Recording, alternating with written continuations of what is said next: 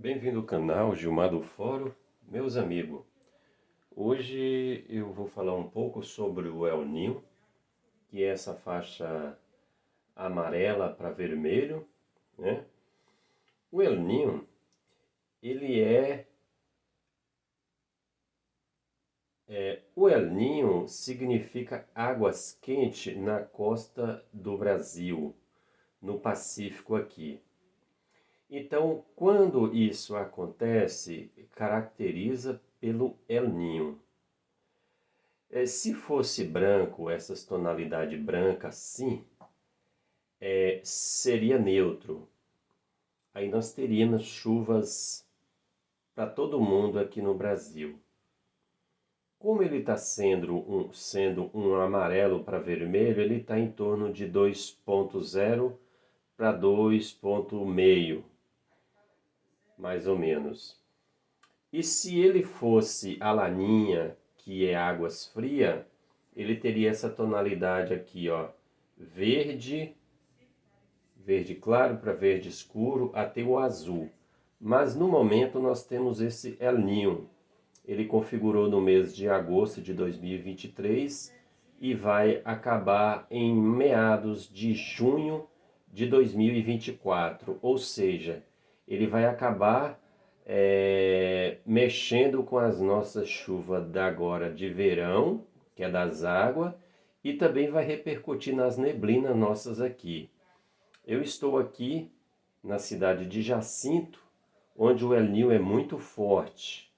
Ou seja, quando ele aquece essas águas aqui, que essas águas ficam quentes, El Niño significa água quente em espanhol, isso quer dizer que as temperaturas também vai esquentar bastante, chegando a 40 graus com facilidade em algumas cidades.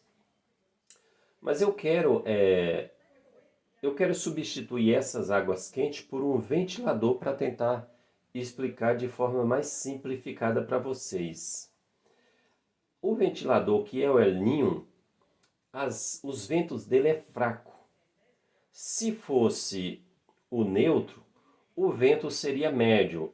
E se fosse o laninha, os ventos seria forte. Como é um vento fraco, a chuva que entra aqui, ela não entra pelo Amazonas, porque o vento é fraco.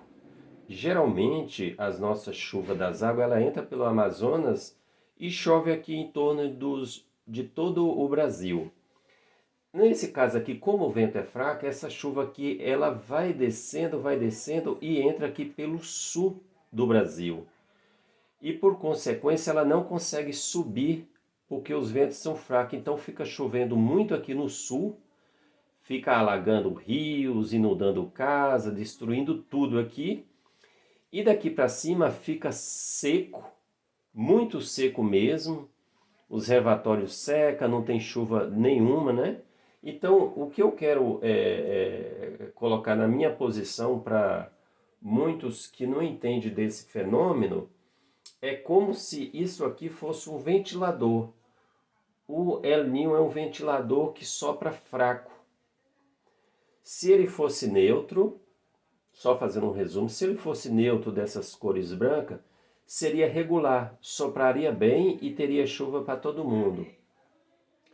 E se ele fosse a laninha, com essas faixas aqui verde e azul, ele sopraria tanto que ficaria o sul sem chuva, quando é época de laninha, né?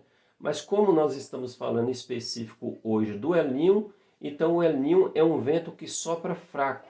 Não chega a chuva daqui para cima, só daqui para baixo.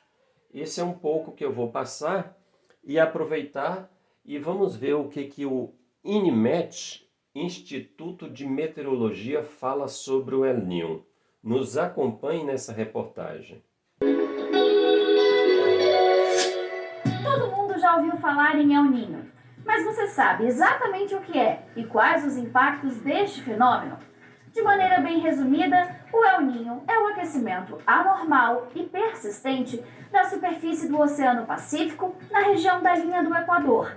Ou seja, as águas ficam muito mais quentes do que o normal, pelo menos meio grau acima da média, por um longo período de tempo, de pelo menos 6 meses, naquela parte do oceano. E esse aquecimento pode se estender desde a costa da América do Sul até o meio do Pacífico Equatorial. O El Niño não tem um período de duração definido.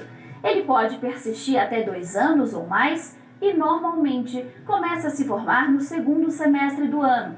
Também não há um padrão exato de quando o próximo episódio do fenômeno vai surgir. Mas o que causa o El Niño? Para explicar o que provoca o fenômeno, primeiro precisamos entender o que chamamos de ventos alísios.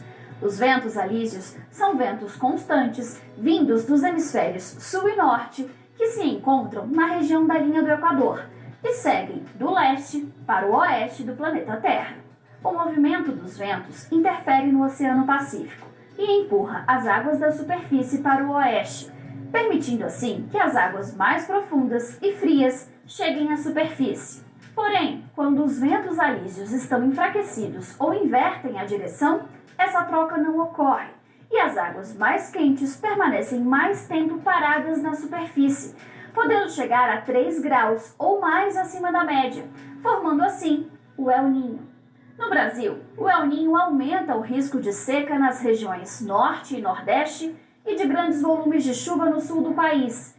E por que isso acontece? Lembra que a superfície do Pacífico está mais quente do que o normal? Pois bem, se ela está mais quente, a água evapora com mais facilidade, ou seja, o ar quente sobe para a atmosfera mais alta, levando umidade e formando uma grande quantidade de nuvens carregadas. Logo, no meio do Oceano Pacífico chove muito e com frequência durante o El Niño.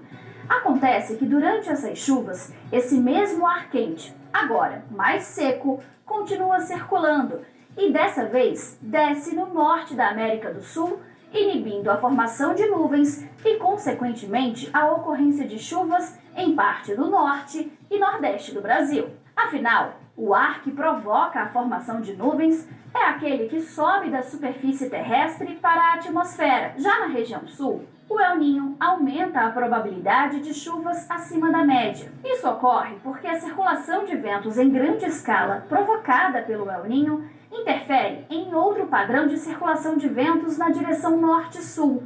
E essa interferência age como uma barreira, impedindo que as frentes frias avancem pelo país. Logo, as frentes frias ficam concentradas por mais tempo na região sul do Brasil. Fique ligado no portal oficial do INMET e no nosso canal no YouTube. Nos siga também nas redes sociais para mais informações. INMET, desde 1909, monitorando o tempo e o clima no Brasil.